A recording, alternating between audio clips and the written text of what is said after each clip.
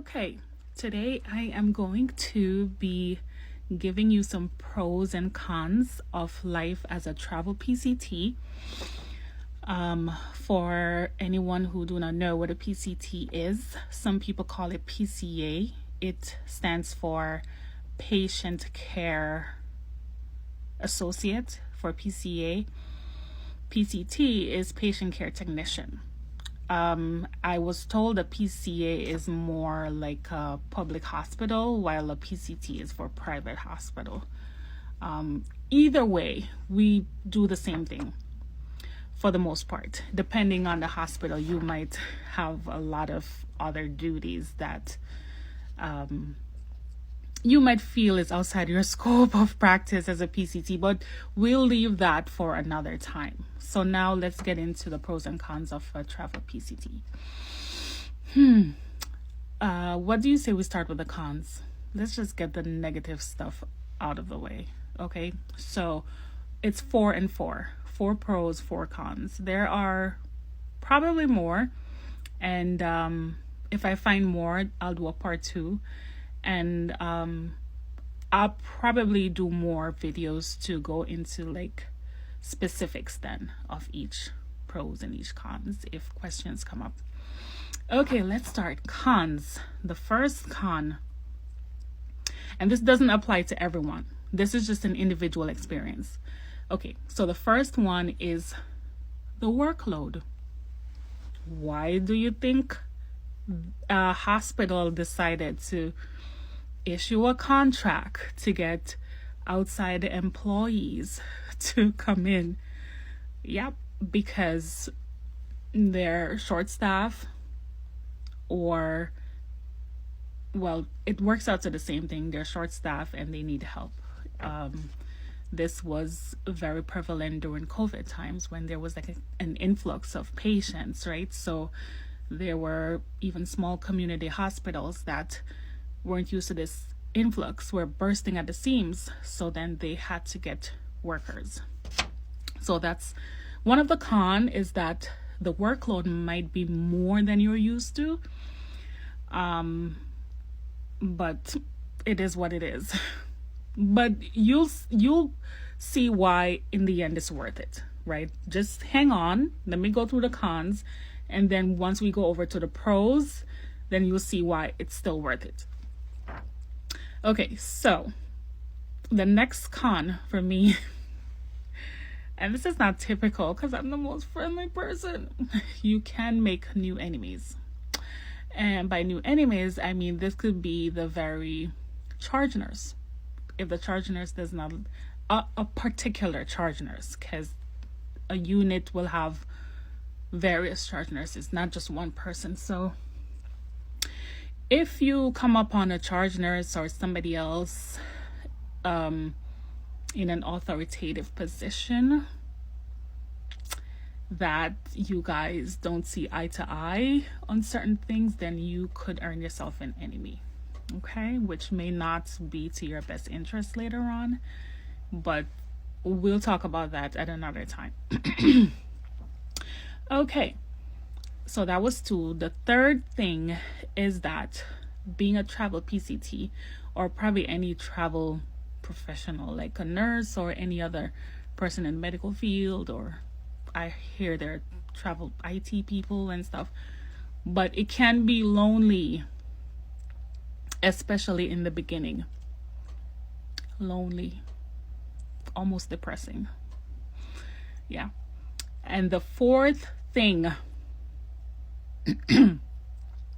the fourth con, my throat is just dry, is that, okay, so as a travel, I have to explain this before I can tell you this con.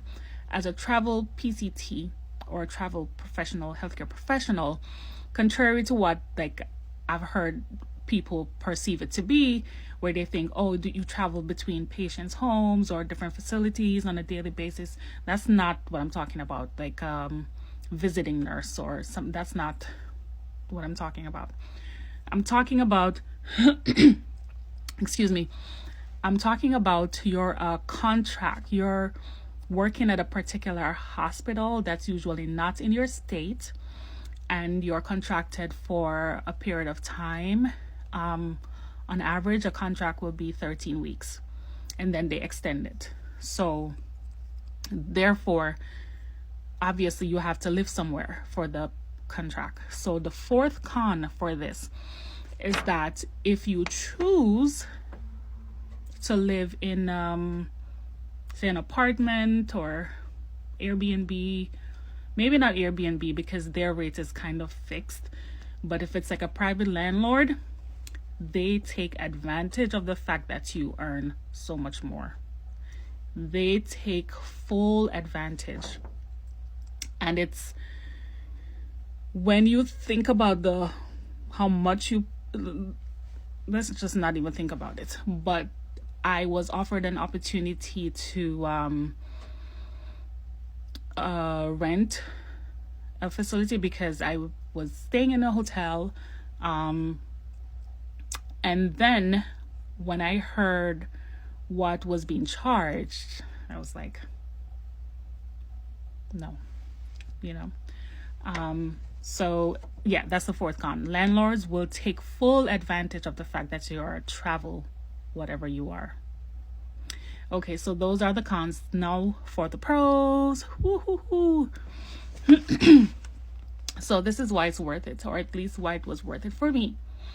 Number one, I mean, we'll get to the money, right? But money's not everything.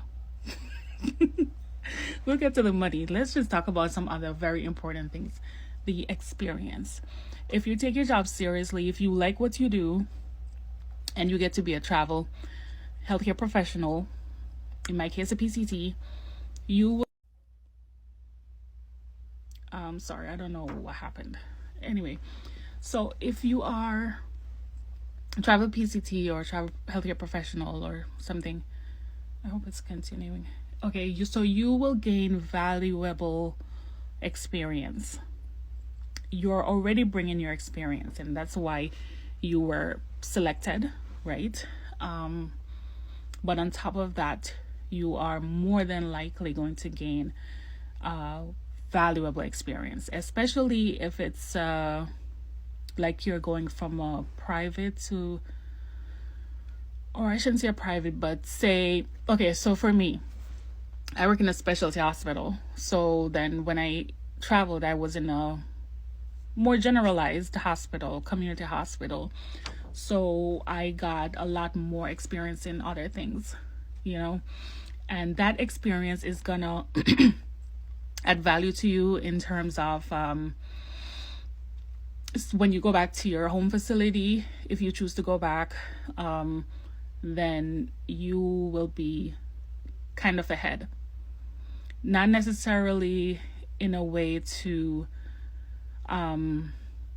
okay, now you're going to take on the whole world and you're going to do all this work because now you have all this experience. Not necessarily, but at least you're going to gain the confidence and you'll be able to whatever it is that you do with that experience, whether it is that you want to move up in your career or anything, it will boost your confidence. It will add value to you. It's something you'll be able to use. On to the second pro. You make new friends, right? Eventually. Because remember, the second con was that in the beginning it was going to be lonely. Now, the second pro is that you will gain new friends eventually, or at least the average person will gain new friends, All right, so here's what the third pro is. And this is what everyone has been waiting for. The money, the moolah. It's amazing. It made me not want to go to nursing school because I'm like, okay, if I can make this without a nursing license, and I'm still working in nursing, I'm still contributing to the field, I don't know. But anyway, the money is awesome.